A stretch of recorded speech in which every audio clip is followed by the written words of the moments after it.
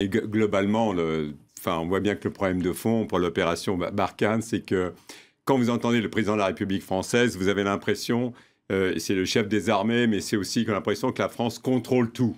Ce qui n'est pas la réalité. Le problème, c'est que ce qui se passe actuellement au Mali, autant l'opération Barkhane sur le plan militaire, sécuritaire, la France, l'opération Barkhane, c'est 3500 soldats sur 5 millions de kilomètres carrés. Hein. C'est-à-dire le G5, ça va jusqu'à le Tchad, jusqu'à la Mauritanie. Donc, on a l'impression que la France croit qu'elle contrôle tout. Et le fait, il y a les non-dits. Les non-dits, c'est quoi?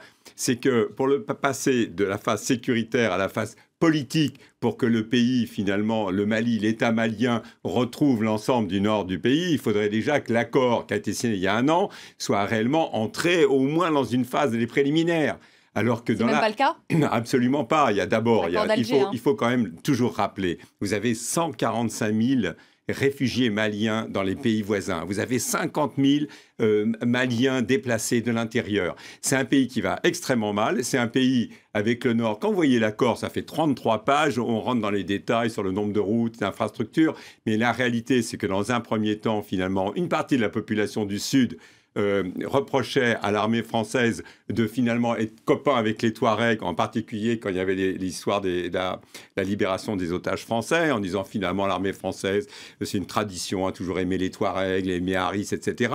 Et maintenant que l'armée française, et là c'est passé il y a quelques jours, a arrêté 3 Touaregs en considérant que qu'ils avaient été sans doute, c'est pas c'est eux, mais en tout cas présumés responsables de la mort des soldats français.